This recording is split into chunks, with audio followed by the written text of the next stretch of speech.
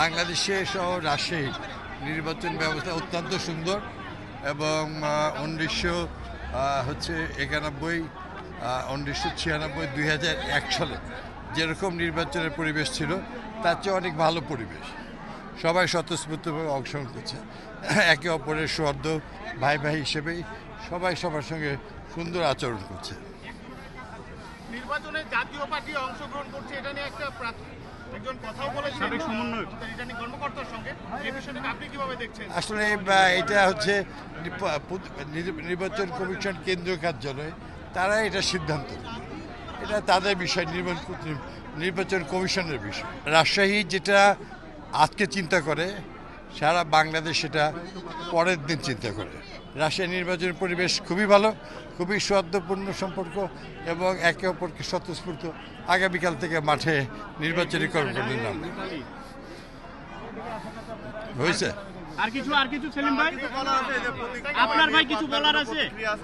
আজকে আমরা সবাই যারা প্রত্যেকটা দলের এবং স্বতন্ত্র প্রার্থী সবাই প্রতীক পেয়েছে, সবাই খুব খুশি হয়েছে, সবাই স্বতঃস্ফূর্তভাবে খুশি হয়েছে এবং জেলা প্রশাসন, বিভাগীয় প্রশাসন এবং নির্বাচন কমিশন অত্যন্ত সুন্দর আচরণ করেছে সবার সঙ্গে। সবাইকে আমি ধন্যবাদ এবং কৃতজ্ঞতা জানাই। বিগত নির্বাচন আমি 1991 সালে কবির ভাই নির্বাচন করেছি, আমি ঈশা ভাই আছে আর নেতৃবৃন্দ। 1996 সালে আমরা আবার নির্বাচন করেছি। 2001 সালে আমি নিজে প্রার্থী ছিলাম এবং পরে মেয়র প্রার্থী ছিলাম। আমি সব তিনবার মেয়র, একবার পার্লামেন্ট দলের প্রার্থী হিসেবে। আমাদের রাজশাহীর দলের কর্মীরা সবাই খুবই নিবেদিত, একসঙ্গে মাঠে আছে, জনগণ একসঙ্গে মাঠে আছে। আমি মনে করি নির্বাচন স্বতঃস্ফূর্ত এবং খুবই সুন্দর হবে। খুব ভালো লাগছে, উৎসবমুখর পরিবেশে এখন প্রতীক বরাদ্দ হবে। সব প্রার্থীরা আসছেন, তার সঙ্গে যারা উদ্বোধন যারা পার্টির তারা আসছেন এবং খুব ভালো লাগছে আর কি। উৎসবমুখর পরিবেশে একটা হচ্ছে এটা আর কি। এই নির্বাচন হচ্ছে দেশবাসীর আন্দোলনের ফসল, সেই জন্য এই নির্বাচনের আয়োজকই হচ্ছে দেশবাসী। যারা আমরা সংশ্লিষ্ট, বিশেষ করে নির্বাচনী যারা দায়িত্বে আছে, নির্বাচন কমিশন, বর্তমানে রাজশাহীতে যে returning officer, assistant returning officer, আইন শৃঙ্খলা রক্ষাকারী বাহিনী এবং আমরা যারা প্রার্থী এবং দলীয় যে সমস্ত কর্মী সমর্থক এবং সর্বসাধারণ রাজশাহীর আপামর মেহনতি মানুষ যারা আমরা আছি, বিশেষ করে আমার পবা মোহনপুরের মানুষ, রাজশাহী 3, তারা যারা আমরা আছি, আমরা ইতিমধ্যে অঙ্গীকারনামা দিয়েছি যে আমরা নির্বাচনের সকল আচরণবিধি মেনে চলব। আজকে সেই আলোকে আমাদের হচ্ছে প্রতীক বরাদ্দ হয়েছে। আমাদের পার্টির নেতা, বর্তমানে পার্টির চেয়ারম্যান জনাব তারেক রহমান, আমার এবং ধানের শীষের প্রতীক, আমি ব্যক্তিগতভাবে আমার ওই হচ্ছে ফেস্টন, ব্যানার এবং হচ্ছে ওই যে সমস্ত হ্যান্ডবিল লিফলেট আছে সেগুলো আমরা ব্যবহার করব। আর আগামী দিনে দেশবাসীর কাছে দোয়া চাই, বিশেষ করে আমাদের হচ্ছে রাজশাহী 3 পাবা মোহনপুরবাসীর কাছে দোয়া চাই আপনাদের মাধ্যমে, যে তারা যেন আমাদের জন্য দোয়া করে এবং আমাদেরকে সহযোগিতা করে। ভোট চাওয়া শুরু হবে বলছে আগামী কালকে থেকে, ওই জন্য আমি আর এখন ভোট না চেয়ে আপনাদের মাধ্যমে সকলের কাছে দোয়া প্রার্থী। আর কিছু কিছু বিষয়ে আমরা এই রিটার্নিং অফিসারের কাছে উত্থাপন করেছিলাম, তারা আমাদেরকে কিছু সদুত্তর দিয়েছে এবং কিছুটা আমার কাছে মনে হয়েছে ভেগ। যেমন আমার নির্বাচনী এলাকা হচ্ছে ওই ইন্ডিয়া শেষ হয় চর খিদিরপুর, ওইখান থেকে শুরু করে কামারপাড়া অর্থাৎ নওগাঁ পর্যন্ত পবামোহনপুর, এই এত বড় একটা জায়গাতে মাত্র 3টি মাইক ব্যবহার করার কথা বলেছে। আমাদের পার্টির চেয়ারম্যান জনাব তারেক রহমান, উনি যদি রাজশাহীতে আসেন, যদি মাদ্রাসা মাঠে মিটিং করেন, সেখানে 3টি মাইক ব্যবহার করার কথা বলেছে। এইগুলো আসলে বিবেচনা করতে হবে। আমি আপনাদের মাধ্যমে এই রিটার্নিং কর্মকর্তার মাধ্যমে প্রধান নির্বাচন কমিশনের কাছে দৃষ্টি আকর্ষণ করছি, যেগুলি হচ্ছে অপ্রতুল সেগুলোকে বিবেচনা আনতে হবে এবং আগামী দিনে এই নির্বাচনকে সুষ্ঠুভাবে নেওয়ার জন্য আর একটা জিনিস আমরা লক্ষ্য করেছি, এইখানে টোটাল হাইস্ট ফোরামের কাছেও আমরা দেখেছি, সাংবাদিক বন্ধুরা দেখেছে, এখানে হুমকি ধমকির একটা বিষয় চলে আসছে।